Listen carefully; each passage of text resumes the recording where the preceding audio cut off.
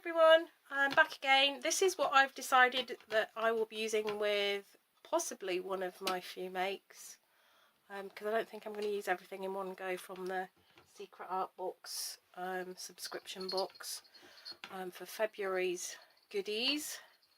It's an opening piece of wall art. It's half a cage.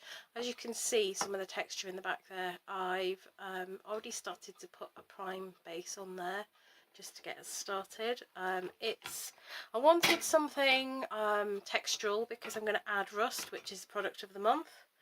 But what I actually mixed together was a little bit of ivory Powertex with some stone art. Some of it has some structure paste in, and I'm already making a mess. And we're just going to sort of layer that up, let each bit dry, just so that you can't see the image behind. It also means then if I do decide to use the paper that we got in the box, that it will show more brightly through and it won't show the background colours through. And it'll give a clearer image then. I usually give any background I'm using, maybe an MDF piece or even a canvas. If it's a reused canvas, I'll quite often give it a bit of a prime of either ivory or white. Makes the image a lot more crisp. I also do that as well when I'm using the power print, again if you want a crisp image.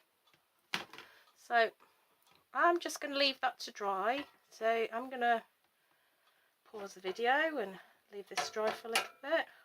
Once it's dry, because I'm going to blast it with a hairdryer, you guys don't need to hear that. When it's dry, I'm going to start adding some 3D flex, mixing some of that on and getting some nice crackles going on, maybe some bistre. You get the idea, but I'll come back shortly. Everyone, back again. So I rusted up my bird cage, as you can see. I went a little bit rust crazy. I did several different things to get this effect. So first of all, I painted it in ivory with textures at the back like I showed you. I then made various different concoctions. So I did the translucent Powertex fabric hardener liquid, and I mixed it with little chunks of rust that I'd already created using the rusty powder here. I'd also mixed in some sea salt and some translucent, and it basically crystallized over several days. I got this, can you see the different levels of rust and crusty, and because it crystallized, I then mixed this crystallized in with the translucent. Added some vinegar in with the translucent as well, and then also did a mix and added some yellow in there, some of the yellow Powertex, this one. Did the same, added a little bit of rusty powder in some of the fragments, and I kept spraying with vinegar. I added as well, just for texture, I added a little bit of the 3D sand, and I added some of the 3D balls, and I just kept layering and layering and layering. This is kind of some dried up, what was left over, and I keep this kind of stuff because I reuse it on some of my pieces. So that's how I did the bird cage. So the next thing that I'm going to do is I'm going to attach this to the bird cage, but I want to give it some texture first. So I've cut the heart in half with a bread knife, and I'm going to add some different textures. So I've got some stone art powder here, I've got the red Powertex, and I'm probably going to mix some 3D flex in to get some nice textural cracks.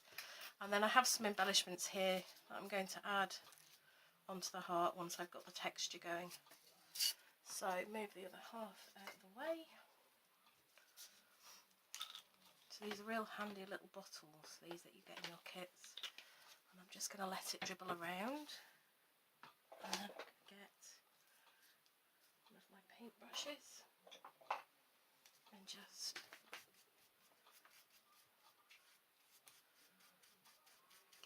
a little bit of a covering. Doesn't have to be perfect. I'm using a plastic lid because Powertex products don't stick to plastic very well. There are exceptions to the rule, obviously, as you can see, because I'm painting on polystyrene. But that's because we're going to coat the whole of the heart. So onto that, I'm then going to sprinkle some of the stone art powder and compress in different areas, and then keep adding layers. Sorry, I'm rocking the table by pressing this down.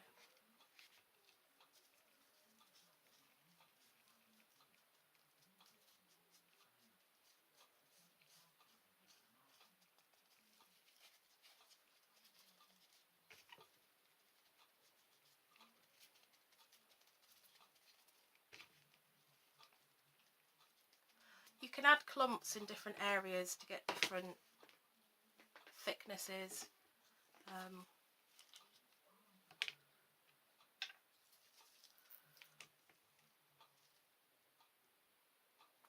So this nozzle is incredibly handy. Some polystyrene peeled away.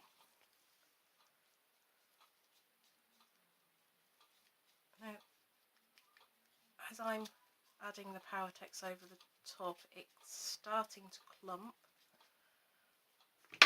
which is kind of the effect that I'm looking for.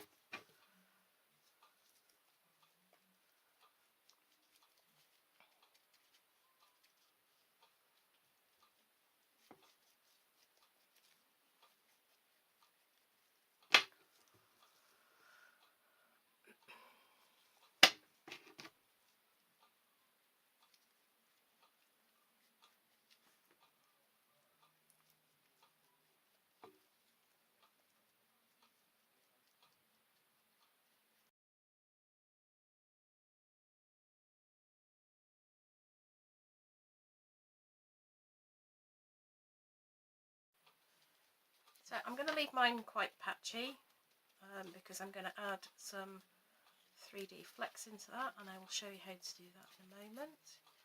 I'm just going to go back in now.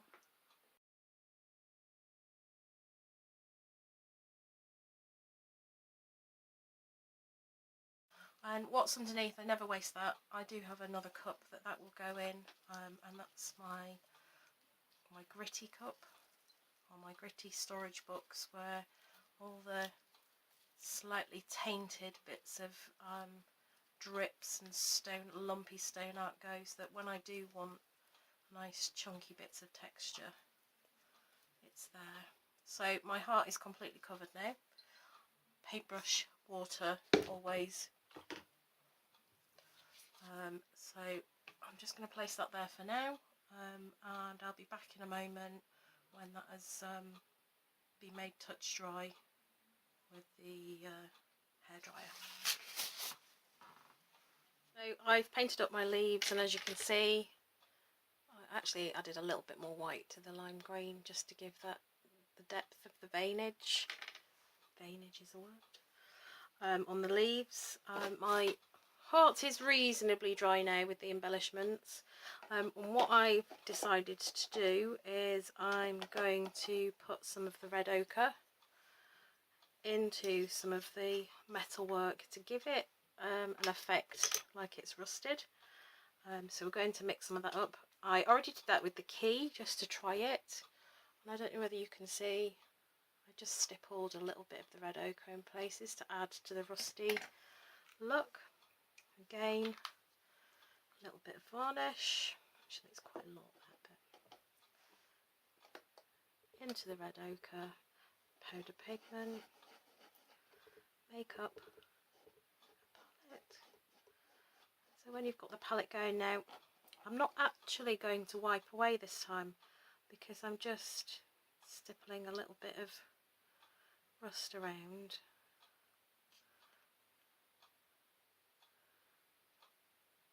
These sort of areas. And I'm actually just going to add, just for a little bit of interest, we have some yellow Powertex just need Powertex. You only need a very small amount. It's just for a bit of rusty texture, because quite often you'll get some yellowing in rust. And I've still got some of the red ochre on my paintbrush, so oops, so it will sort of mix in. Just go into some of the other bits, and we're just building on that look of old rusty, my old rusty heart.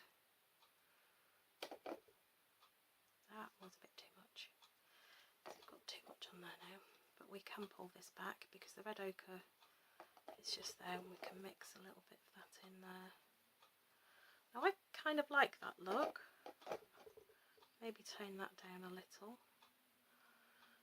I may be tempted now to add some rusty flakes, like what I showed you earlier when we put it on the key.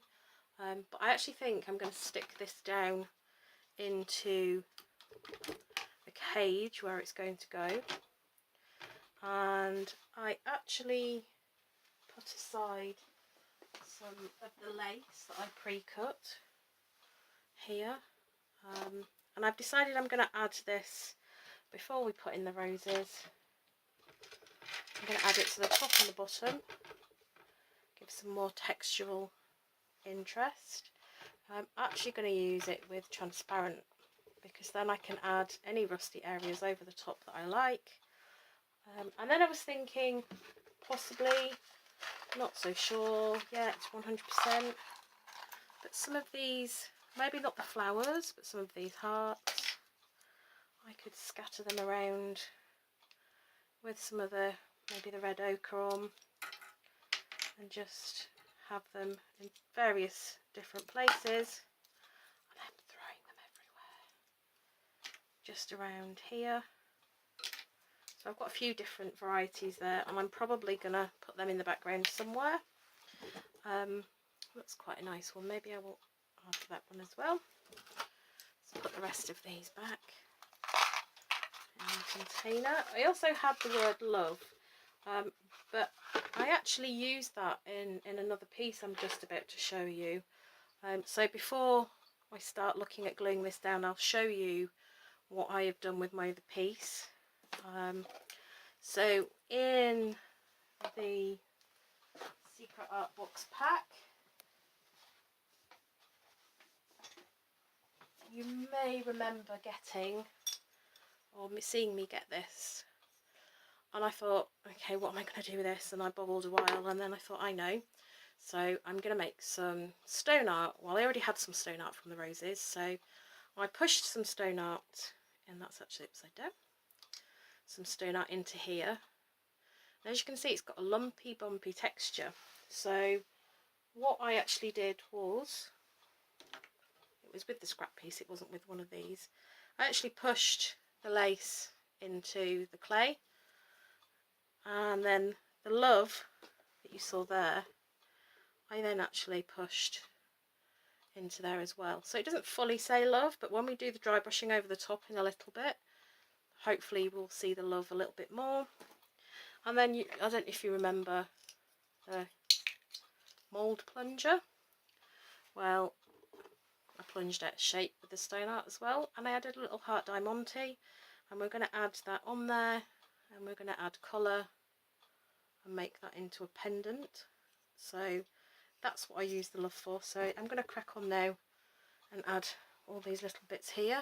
I've also printed off as well some little banner quotes in paper, and I've already given them a coat in Easy Coat Matte, which not only stiffens them, but it actually gives it like a waterproof coating.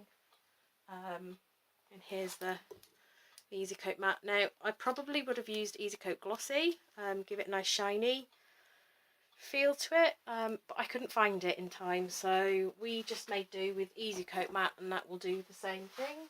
And I actually cut out some extra little bits of card like this, so this will go inside there as well. So we've got lots of bits to go in here. I'm going to now use the transparent, and I'm going to have to don gloves for this, I think, because we're going to dip the lace into the transparent now, so that we can actually still see that nice neutral lace colour that's there, and it will adhere to the rusty cage, and then we can add over the top a little bit more rust. You can actually see it.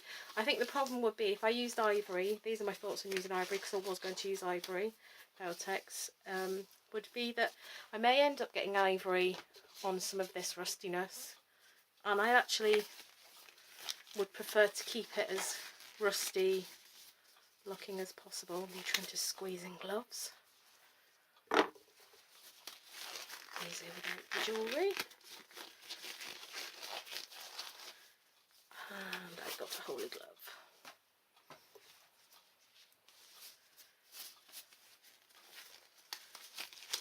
Keep having hot sweats, so I'm struggling to get the gloves on at the moment. I've actually not been very well and had to have some breaks between takes. So we have our top piece, and I've kind of slanted it a little bit to fit to the cage. I am going to use my little bottle because I can just keep refilling this as and when I need, because I have bigger bottles that I decant from. So I'm not too fussed about using that up, and I'm just gonna, it's probably going to take a lot because it's a nice thick fabric. Now with most Powertex colours, it's really easy to work with in the sense of, because it's maybe the bronze brown or the red, you can actually see where you haven't got it in the fabric. So you do need to just double check in places. Once you've worked with Powertex for a while, you usually get a feel for how it should be when it's coated. But if there are any gaps, it won't harden. I mean, it doesn't matter about this being weatherproof per se, because the transparent is one of the only colours that isn't weatherproof, and the reason for that is that the weatherproofing agent is a milky colour, and dries milky colour, so it wouldn't be transparent if we kept that. So I would say that's enough. We don't want the white showing in clumps if you can help it, because it may dry a little bit on the milky side. So try and push that down. You can have it coming over the edge, like here. Can you see the bit that's hanging over here? And we can trim that back later when it's dry with a pair of scissors, and that's fine. See, I like, the reason why I chose this and not the ivory is, even if we get a little bit transparent through those holes, we can still see the rusty in the background. I like that. I'm going to do the same with the bottom.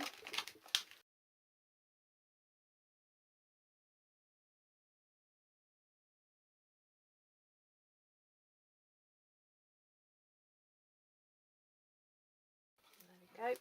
Now what starts to happen is, as it starts to dry on your gloves, as I've said before, Powertex likes to stick to Powertex. So you may need the use of back of your brush or a plastic implement. I've got these plastic palette knives to hand, so I'm just going to push it down in the corners so it adheres and it sticks, because it's wanting to stick to my gloves.